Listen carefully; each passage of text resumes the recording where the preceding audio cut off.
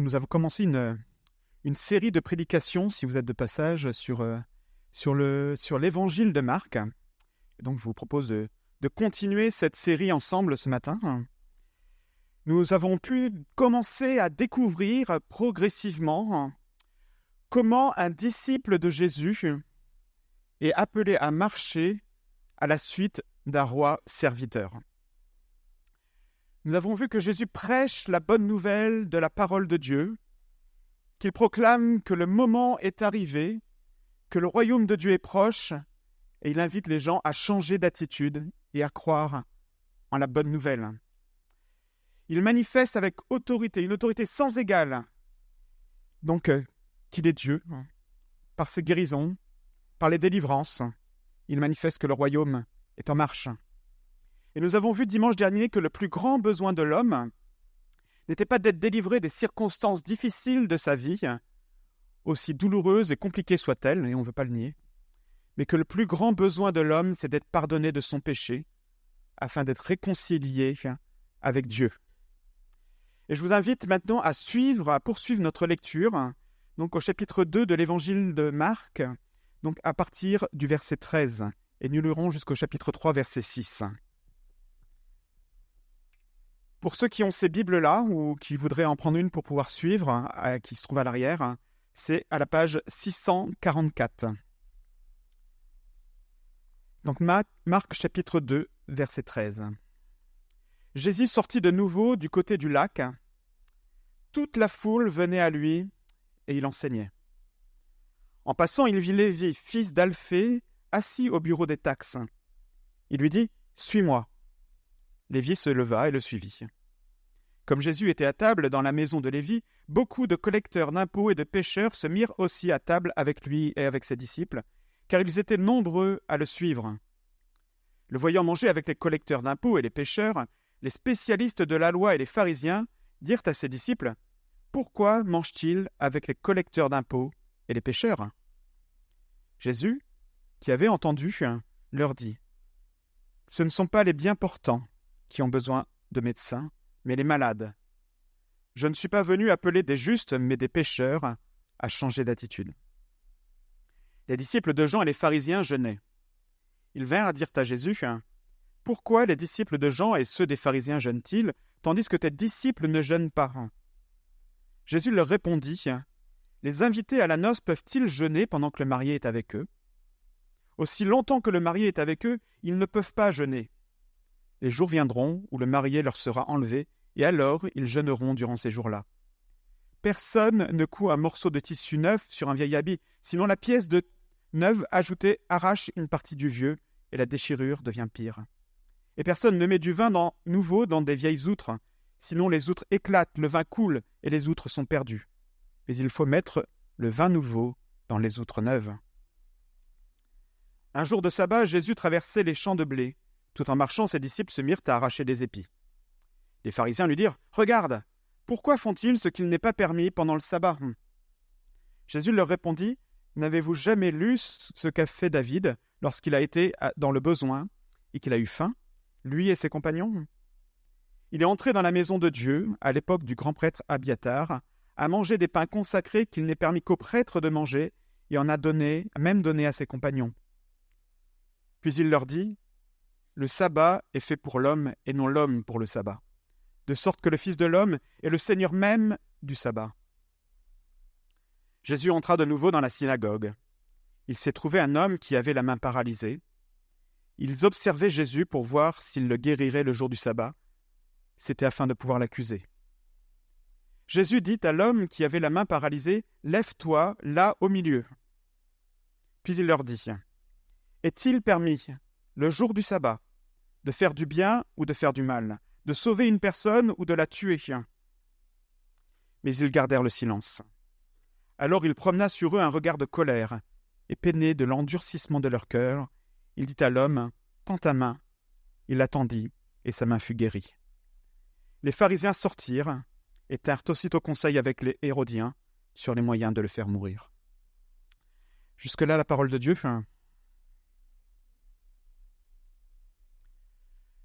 Si nous n'en sommes pas déjà convaincus, nous découvrons dans ce passage que la proclamation de l'évangile de Jésus-Christ ne laisse pas indifférent.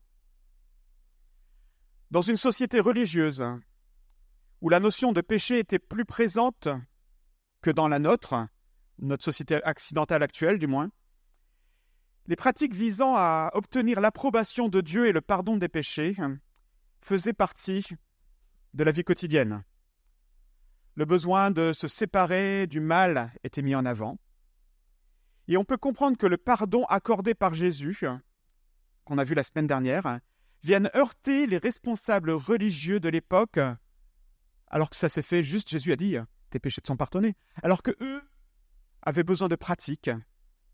Et donc leur enseignement et leur autorité, au vu de ce que Jésus annonçait et faisait, étaient remises en question.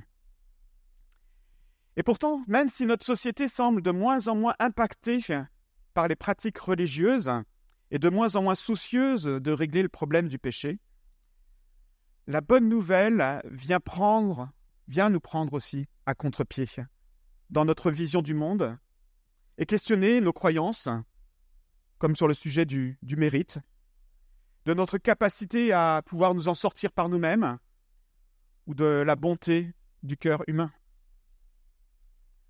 Ainsi, les 4 confrontations que nous voyons dans ce texte entre les responsables religieux et Jésus au sujet des personnes fréquentables, du jeûne et du respect du sabbat sont des enseignements de Jésus, autant pour ses détracteurs, ses disciples, que pour la foule qui est sans doute composée de curieux, d'invités ou de personnes qui cheminent depuis peut-être un certain temps et qui suivent Jésus en écoutant ses enseignements.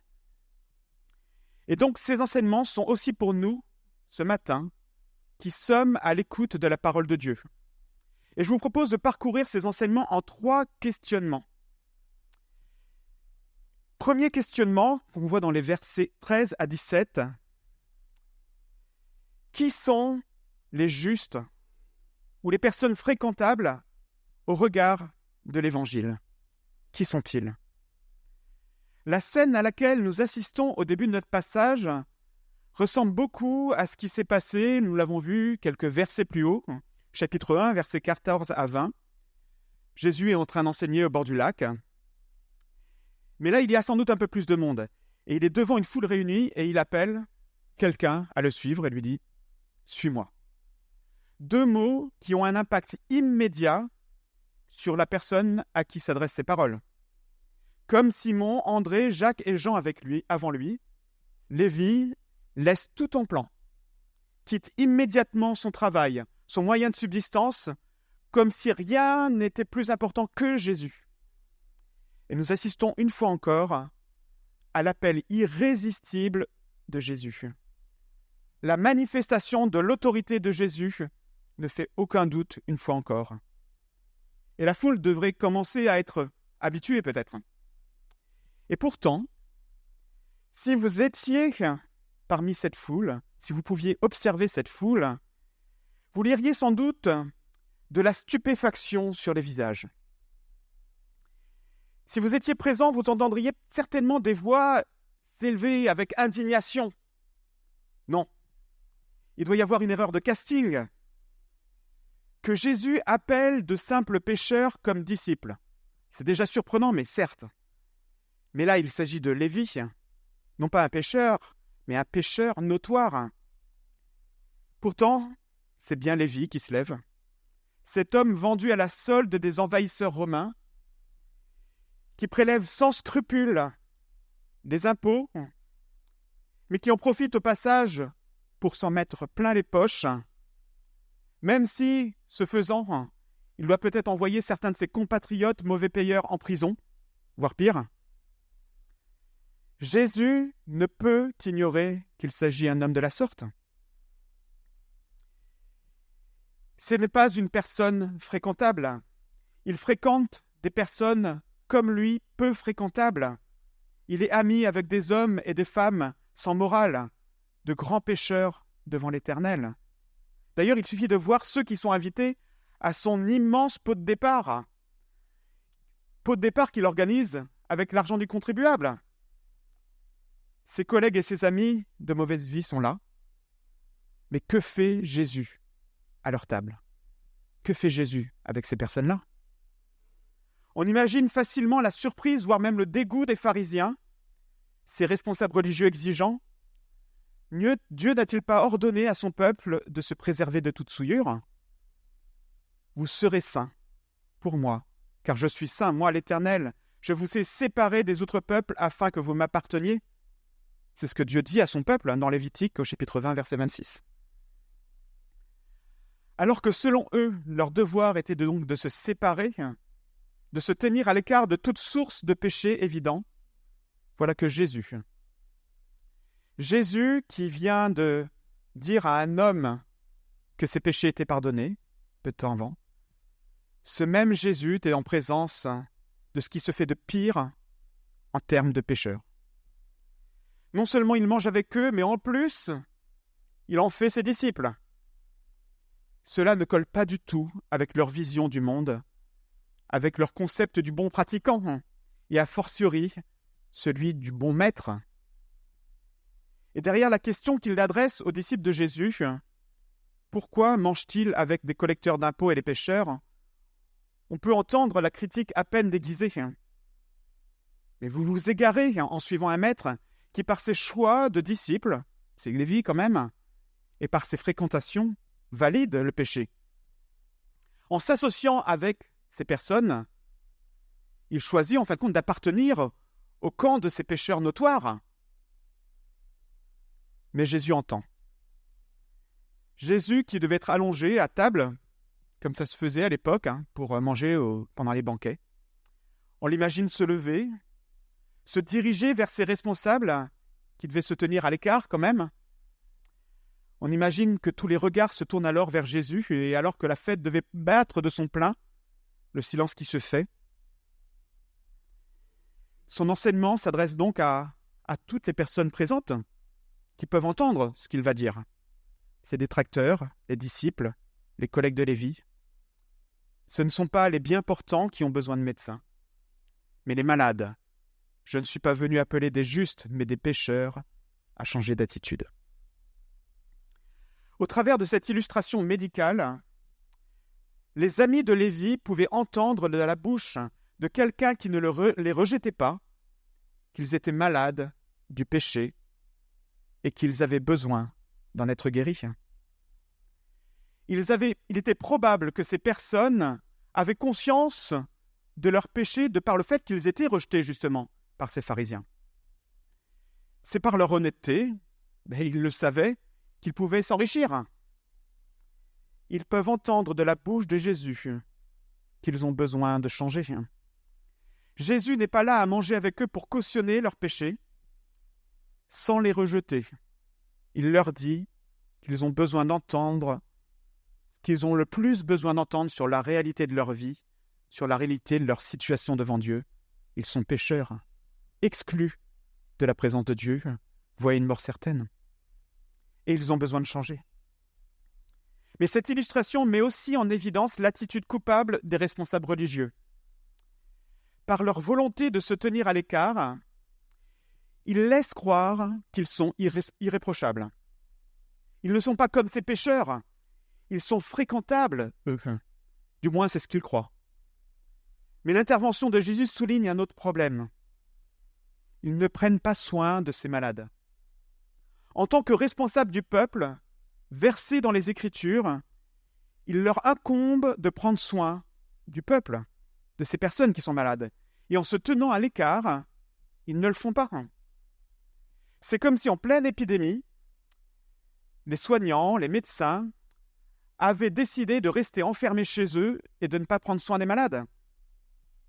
En fait, ce qui est choquant, ce n'est pas que Jésus mange avec les pécheurs, mais de voir des hommes chargés d'enseigner les Écritures, laisser les hommes et les femmes malades courir à une mort certaine à cause de leurs péchés. Et en agissant ainsi, ils montrent en fin de compte leur injustice. En affirmant qu'il n'est pas venu appeler des justes mais des pécheurs, Jésus n'est pas en train de déclarer qu'il y a d'un côté les justes et d'un autre les pécheurs en fin de compte. Il n'y a pas d'un côté ceux qui sont du bon côté de la force et ceux qui sont du côté obscur, pas même qu'il y ait des personnes qui sont entre les deux. Jésus amène ses auditeurs et ses disciples à comprendre que tous sont injustes, tout en soulignant la nécessité de se reconnaître injuste devant Dieu pour accéder au pardon. Aujourd'hui encore, nous avons tous du mal avec cette idée, même si c'est une idée qu'on a déjà entendue. Soit parce que on le trouve très bien dans la vie telle qu'elle, dans notre vie telle qu'elle est, peu importe peut-être qu'on soit du côté des gentils ou du côté des méchants, tant que la vie nous réussit. Tant pis, peut-être s'il faut écraser quelques têtes ou escroquer quelques personnes, comme c'était le cas de Lévi. Soit parce qu'on se dit, en fin de compte, qu'on n'est pas si mal que ça.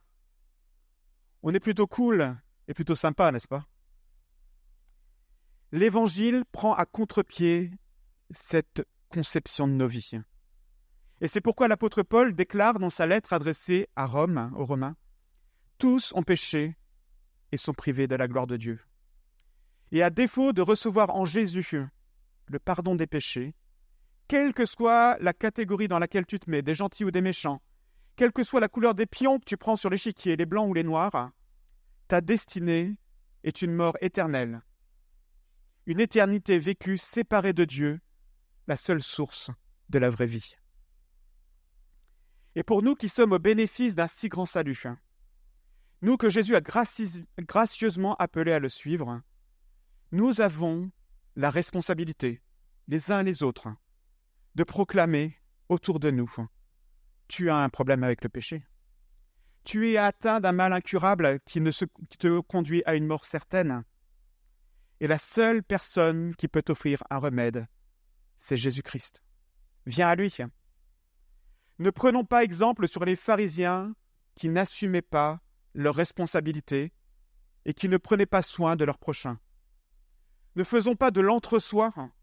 C'est vrai qu'on est bien des fois ensemble, mais nous avons cette responsabilité d'aller annoncer l'Évangile à ceux qui sont autour de nous.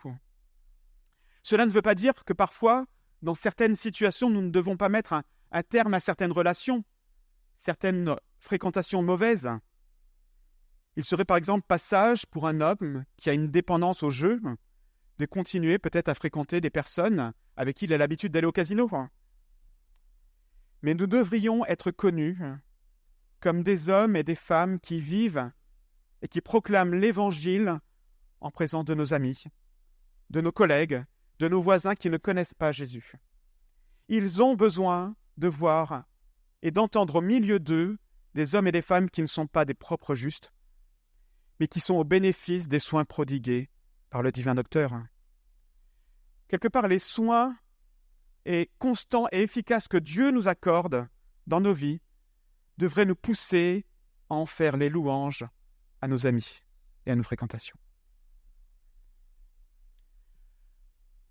Deuxième questionnement, le mérite des hommes au regard de l'Évangile, les versets 18 à 22. Nous retrouvons à nouveau ces pharisiens, et cette fois ils sont accompagnés de disciples de Jean-Baptiste. Et ils viennent demander à Jésus « Pourquoi tes disciples ne jeûnent pas ?» Et si la question semble pertinente, la présence des disciples de Jean peut sembler étrange. Jean-Baptiste, si vous lisez les débuts des évangiles, n'était pas tendre avec les pharisiens, il leur reprochait leur hypocrisie religieuse. Pour les disciples de Jean-Baptiste, il est probable que leur maître étant en prison, c'est ce que nous avons vu au début de l'évangile de Marc, ils imploraient Dieu pour la libération de leur maître.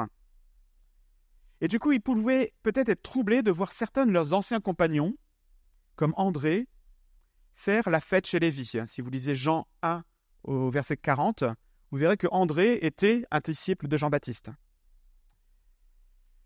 Les pharisiens, eux, étaient très attachés aux manifestations publiques de la piété.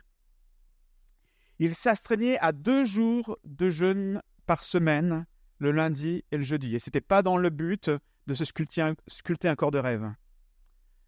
Pourtant, selon la loi, un seul jeûne annuel était prescrit au moment du grand pardon. C'est ce qu'on peut lire dans Lévitique au chapitre 16, versets 19 à 31. « C'est pour vous une prescription perpétuelle, le 10e jour du 7e mois. Vous vous humilierez, vous ne ferez aucun travail, ni l'Israélite, ni l'étranger, en séjour parmi vous.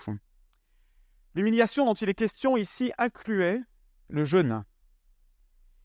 Et même si l'Ancien Testament mentionne un certain nombre d'autres jeûnes qu'on peut trouver dans la parole, il ne s'agissait pas de jeûne obligatoire, mais de jeûne volontaire, associé à la tristesse du péché, de rétablir la communion avec Dieu, l'attente de la manifestation de la grâce de Dieu.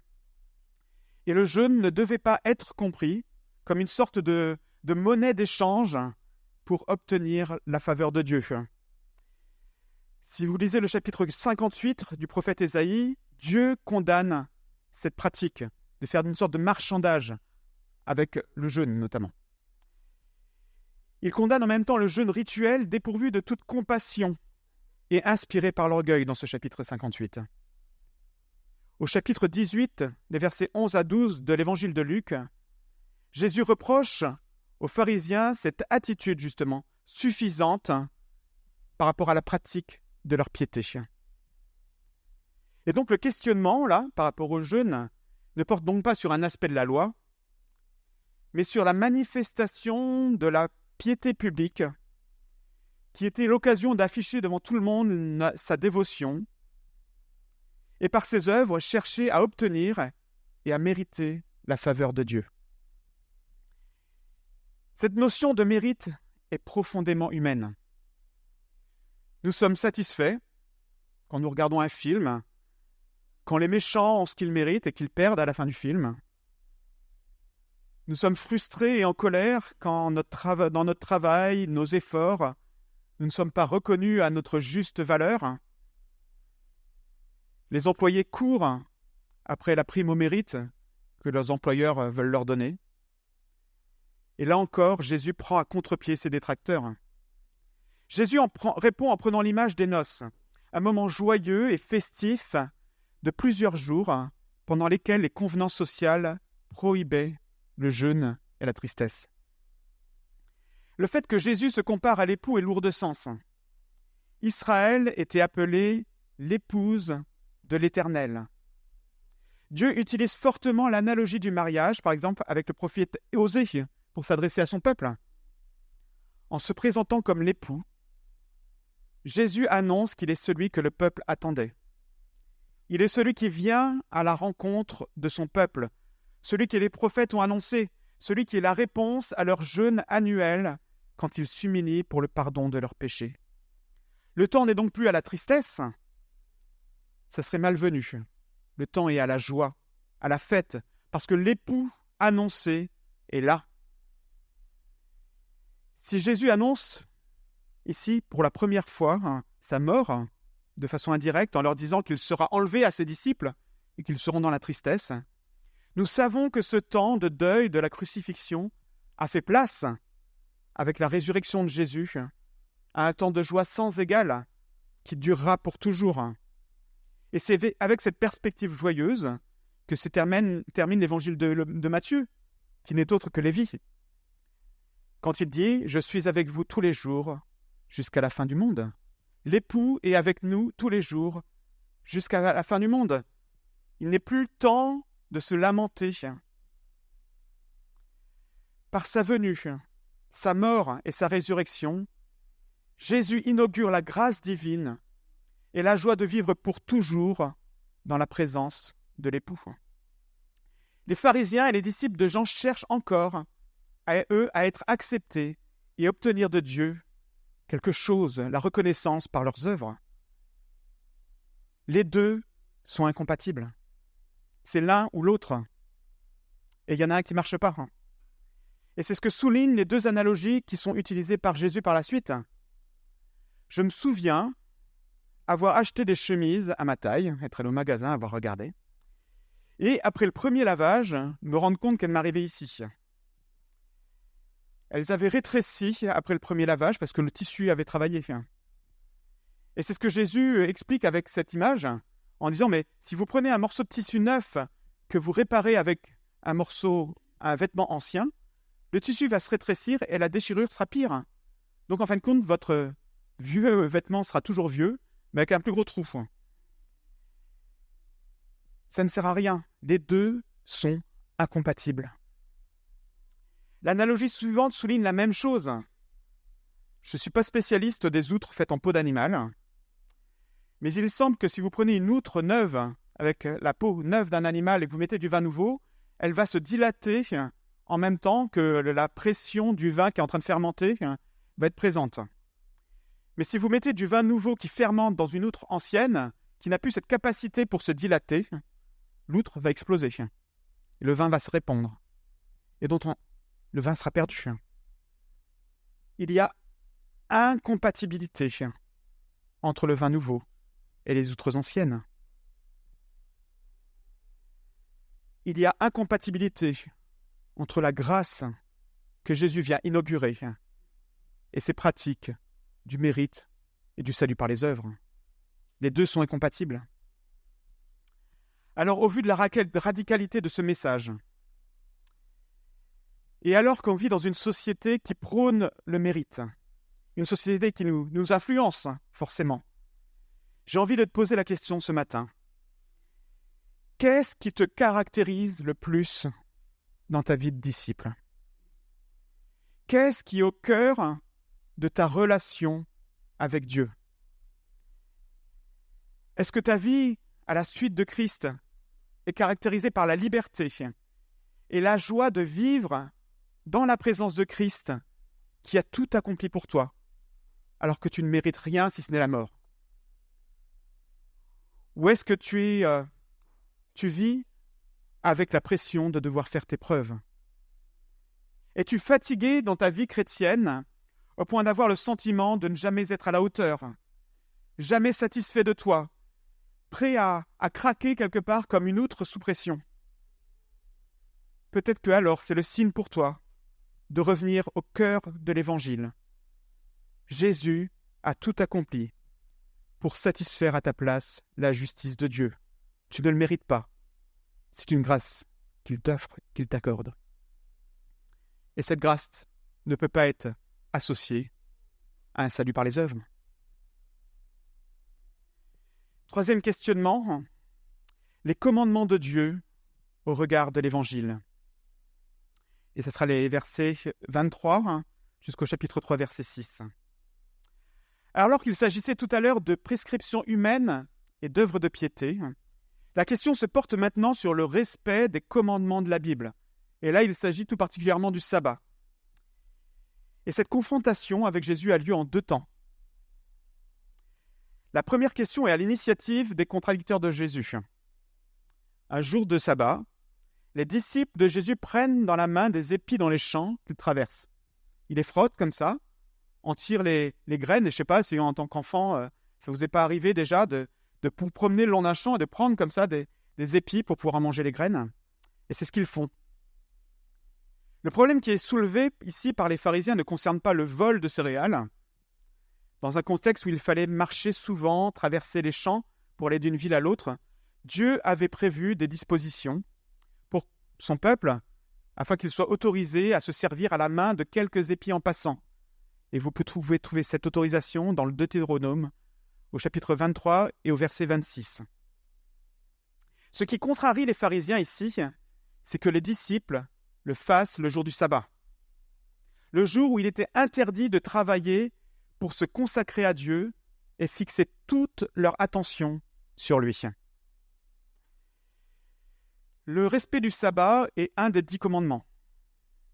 Et ce commandement était si important que l'Éternel a même demandé une fois à Moïse de lapider un homme qui avait ramassé du bois le jour du sabbat. Et vous trouverez cette histoire dans Nombre, au chapitre 15, versets 32 à 36. Alors au vu de ça, est-ce que les pharisiens n'ont pas raison d'être aussi exigeants au vu du sabbat? Si le principe du respect du sabbat est clairement exposé dans la parole, il n'y a pas de définition claire de ce que c'est travailler. Et du coup, les prescriptions rabbiniques s'étaient accumulées au fil des années, faisant de l'observance de ce jour de repos une charge écrasante, un jour où on se demandait à chaque fois anxieusement, mais est-ce que ce que je suis en train de faire là, en ce moment, c'est autorisé, c'est du travail ou c'est pas du travail? Dans le Talmud, il y avait plus de 80 pages consacrées à essayer de définir ce qui était le travail et ce qui ne l'était pas. Par exemple, pour donner quelques anecdotes, si on lançait un objet en l'air, il fallait l'attraper avec la même main, parce que si vous l'attrapiez avec l'autre, c'était considéré comme du travail. Les malades ne pouvaient recevoir que des traitements qui les maintenaient en vie. Tout traitement médical qui améliorait la santé du patient était considéré comme du travail. Les femmes avaient interdiction de se regarder dans un miroir, car elles pourraient être tentées d'arracher des cheveux gris. C'est pour les femmes les plus âgées, ça. Il leur était interdit de porter des bijoux, car ceux-ci étaient plus lourds qu'une figue séchée. Il y avait interdiction de porter quelque chose qui était plus lourd qu'une figue séchée. Je ne sais pas combien ça fait une figue séchée. Ça doit dépendre des figues. Plus de 80 pages comme ça qui décrivaient ce qu'il était autorisé de faire, pas autorisé. Les traditions humaines imposées par les responsables religieux, alors que, en fin de compte, la vocation du sabbat, c'était le repos du peuple. Ces prescriptions écrasaient le peuple et ne leur permettaient pas de se reposer comme le prévoyait le sabbat. Et c'est dans ce contexte que Jésus répond aux reproches en prenant comme exemple un événement de la vie du roi David alors qu'il était en fuite devant le roi Saül et que ces hommes étaient affamés. Par compassion, le sacrificateur de l'époque a enfreint exceptionnellement la loi rituelle. Toutes les semaines, 12 pains étaient posés dans le lieu saint et ils étaient changés. Et le sacrificateur avait le droit de manger les pains anciens. Il n'y avait que lui qui avait le droit de les manger. Et à cette occasion, pour le roi David, le sacrificateur a enfreint la règle rituelle et a donné de ses pains à manger, donc à David et à ses soldats. Le raisonnement de Jésus est le suivant. Si un sacrificateur a pu faire une exception aux règles cérémonielles, par compassion, à plus forte raison, lui, Jésus, le Fils de l'homme, Dieu fait homme, n'est-il pas autorisé à passer outre les traditions rabbiniques pour répondre aux besoins de ses disciples? Mais il semble que les chefs religieux ne se soucient pas de cette compassion et qu'ils se soucient davantage de la préservation de leur autorité que de faire preuve de bonté et de compassion. Et c'est pourquoi Jésus rappelle ici le but du sabbat. Il a été fait pour le repos de l'homme, pour lui permettre de jouir de la communion avec Dieu, de se réjouir de sa miséricorde. Le sabbat est bon. Il n'a pas été fait quelque part pour lui-même, pour le sabbat en tant que tel, mais pour les hommes, pour qu'ils soient au bénéfice de cette miséricorde et de cette grâce de Dieu. Et donc cette confrontation met en évidence le manque de compassion des pharisiens. Et ce qui va être encore plus flagrant dans la deuxième confrontation, qui vient en fin de compte appuyer ce manque de miséricorde de ces responsables religieux. Cette fois, la confrontation est à l'initiative de Jésus, qui par sa question vient enfoncer le clou et montrer le manque de compassion de ses détracteurs. Est-il permis, le jour du sabbat, de faire du bien ou de faire de mal, de sauver une personne ou de la tuer? Alors que le texte nous dit que les responsables religieux étaient là en embuscade, prêts à accuser Jésus s'il guérissait cet homme malade, la question de Jésus vient rebattre les cartes. Il se trouve coincé. Bien sûr qu'il est interdit de faire le mal, que ce soit sabbat ou pas sabbat. Mais alors, ne pas faire le bien que l'on peut faire, est-ce que ça ne revient pas à faire le mal? De même que de ne pas sauver une personne qui est sur le point de mourir, alors qu'on est en mesure de la sauver, est-ce que ce n'est pas un acte criminel qui enfreint la loi « tu ne tueras pas ». Il est donc juste de faire le bien le jour du sabbat. Il est donc juste pour que Jésus guérisse ce malade, alors qu'il a la capacité de le guérir. Mais les pharisiens se taisent. Ils sont bien trop orgueilleux pour reconnaître que Jésus a raison et que leur compréhension du sabbat, leur application lourde du sabbat, donc ne correspond pas à ce que Dieu a voulu pour son peuple. Là où les pharisiens faisaient de l'obéissance à la loi un fardeau lourd à porter et dénué de toute bonté, Jésus présente la loi comme un cadre bienveillant fait pour prendre soin des hommes et des femmes qui s'y soumettent. C'est ça le but des commandements de Dieu.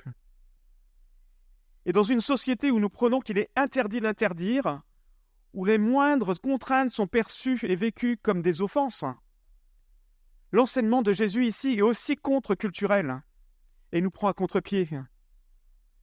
Dieu a pourvu pour sa création, par les commandements que nous trouvons dans sa parole, un cadre bienveillant pour nous permettre de nous épanouir en toute sécurité. C'est ça le but de la parole de Dieu.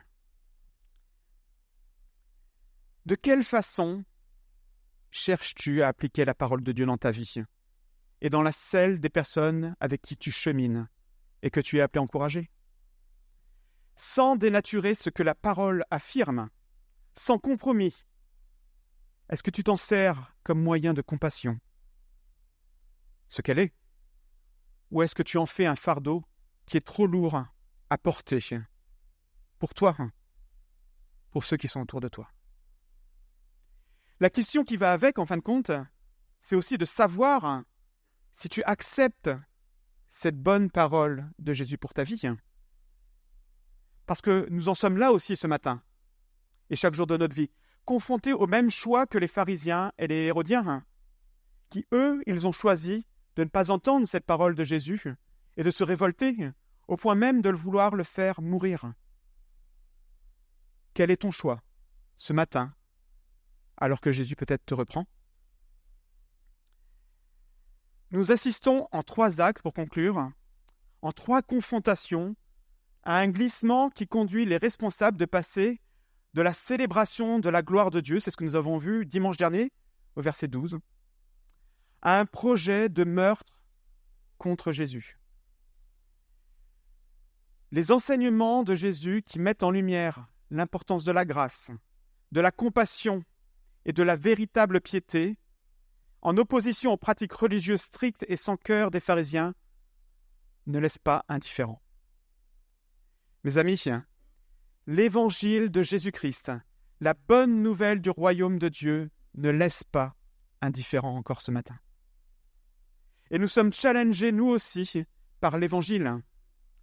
Alors que de façon contre-intuitive, nous sommes appelés à accepter que la bonne nouvelle de Jésus commence par la mauvaise nouvelle, de se savoir et de reconnaître que nous sommes injustes devant Dieu.